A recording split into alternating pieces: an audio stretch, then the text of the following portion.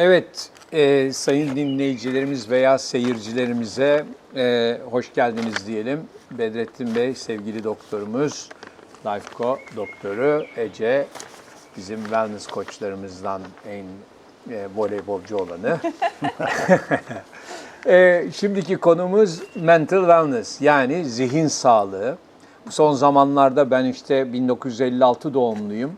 Hemen hemen işte böyle 1980'lere kadar zihin sağlığı bizde delilik veya deli olmamak diye ikiye ayrılıyordu.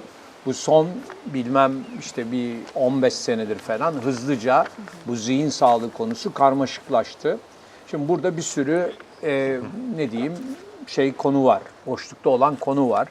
Her şeyden önce bu zihin sağlığına yaklaşırken bir bütünleşik yaklaşım gerekir mi?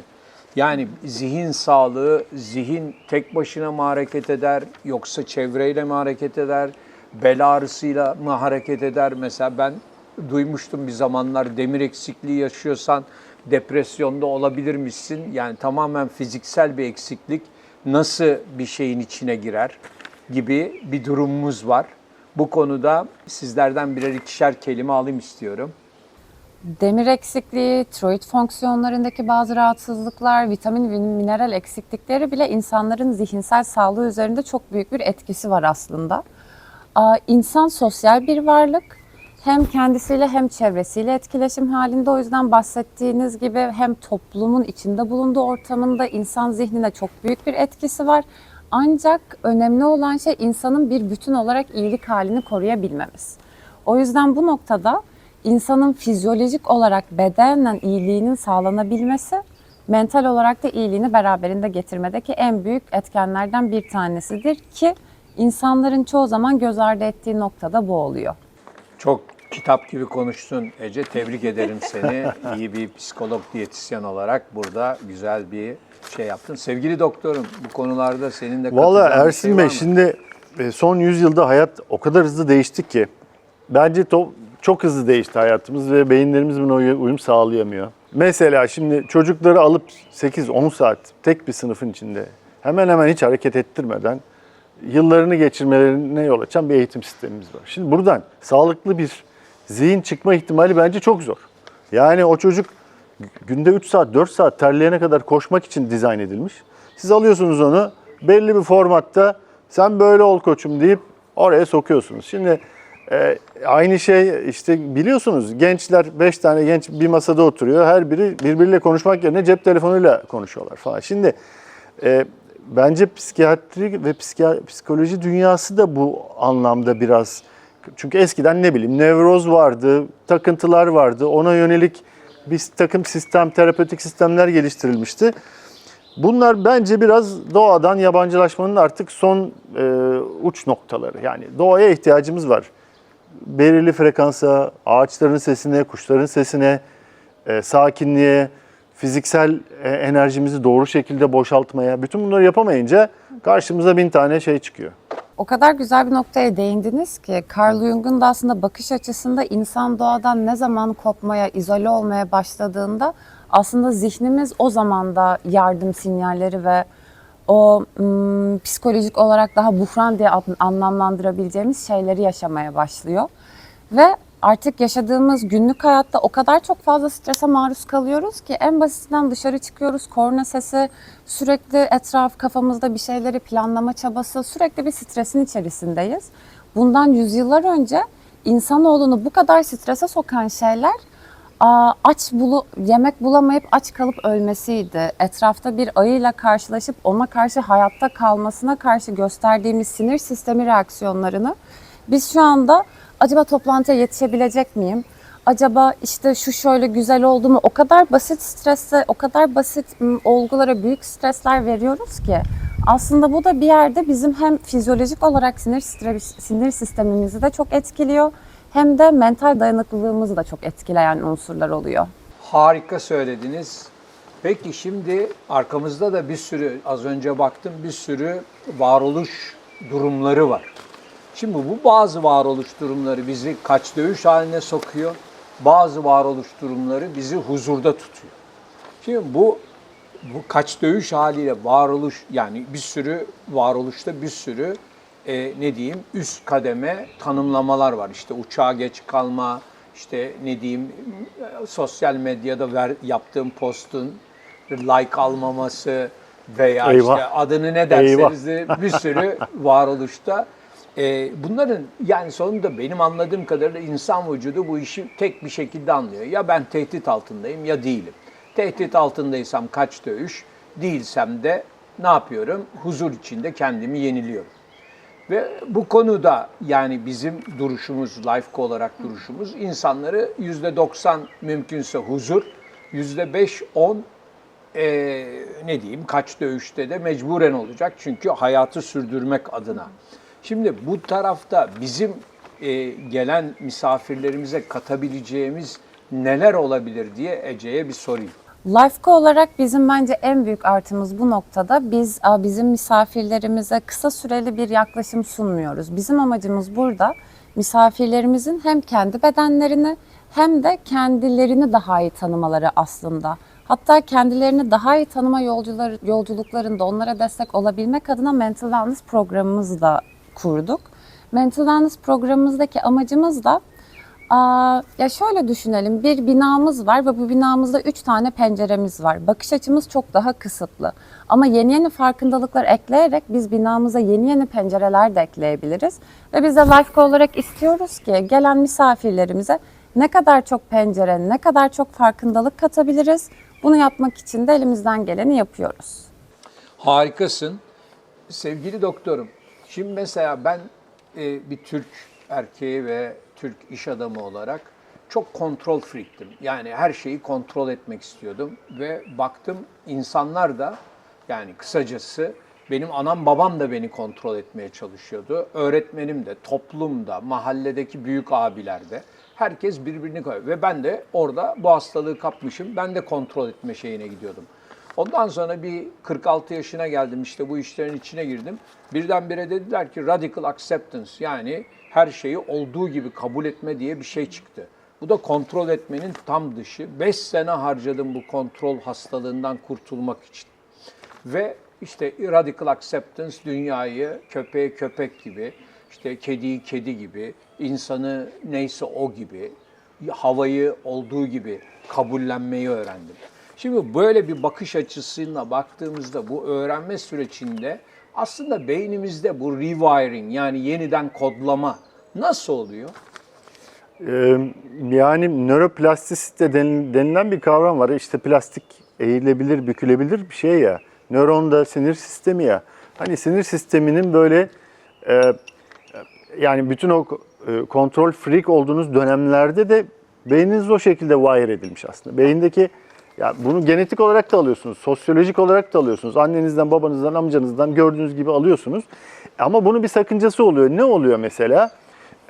Aslında radical acceptance dediğiniz şey realiteyle yüzleşmeyi sağlıyor. Çünkü diğer durumda sürekli olarak asla full kontrol sağlayamayacağınız devasa bir şey üzerinde bir kontrol sağlamaya çalışıyorsunuz. Yani dünyanın hallerini düşünsenize bir insanın sınırı nedir ki bu dünyanın bütün halleri karşısında? Dolayısıyla radical acceptance aslında sadece basit bir ben bunu kabullendim, bak bunu anladım, bu böyleymiş demenin ötesinde anlamlar taşıyor.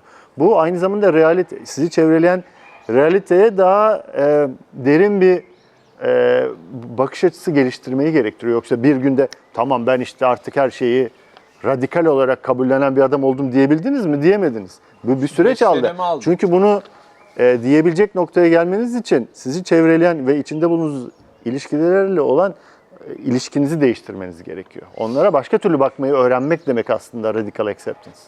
Harikasın. Buna başka türlü bakmaya geleceğim ama şimdi ben bu işte hani sevgili doktorum dedi ya beyindeki kodlama işte esniyor şey yapıyor belirli bir şekilde oluyor. İşte anladığım kadarıyla bu psikolojide de şema terapi diyorlar. İşte şemalar 0-11 yaş arası işte ana baba, okul, çevre, mahalle, kültür, din tarafından şekillenip bize yükleniyor. Ben hatta şey diyorum yani ilk bir Windows programı 1984'te release edildi. Şimdi 2026'da satın aldığımız bir kompütürü 1984 software ile run edebiliyor muyuz? Edemiyoruz. Edemiyoruz, doğru. Peki ben 1956 doğumluyum. 56-67'de release edilmiş bir software. Şimdi 2026'da ben 67 şeyiyle, operating sistemiyle, Windows'uyla nasıl opera edeceğim? Yani bu da bir şey. Onun için yani bu yerleşik şemalar, yerleşik kodlar, programlar, işte sevgili doktorumun anlattığı gibi değişirken bizler mesela burada baş etme sanatı diye bir şey var. Biliyorum Lifeco'da siz baş etme sanatı da öğretiyorsunuz. COVID dedikleri şey. Sağlıklı başa çıkma mekanizmaları. Evet, başa çıkma mekanizması. Biraz bunlardan bahseder misin? Yani değişim, doktorumun dediği gibi bayağı zaman alıyor. O zaman boyunca ne olacak? Kadere mi terk edileceksin? Tabii ki değil. Ece bize anlatacak sağlıklı başa çıkma Aslında sanatını. beynimizin o kadar değişik bir çalışma mekanizması var ki düşündüğümüz şeyi o anki gerçekliğimiz olarak kabul ediyor. Çok saçma bir şey düşünsek bile beynimiz onu o anki durumumuz olduğunu kabullendiği için aslında bizim gerçeklik algımızı da belirleyen ve buna karar veren yine kendimiz oluyoruz. Az önce verdiğiniz örnekte de o Windows mekanizmasında ben de şöyle bir örnek eklemek istiyorum. Biz doğduğumuzda aslında boş bir defter gibiyiz. Sadece ilk 50 sayfamız genetik kodlarımızda yazılı gibi düşünebilirsiniz. Ama biz duygusal tepkilerimizi, sorunla, stresle nasıl başa çıkacağımızı... Yani 50 dediğime bakma hocam. Ben 5-10 sayfa 49 diyorum olur, ama 51 bayağı olur. genetiği kuvvetli bir abla. Defter kalınsa Ben tamam. bir ansiklopedi düşünmüştüm, o yüzden 50'den verdim örneği.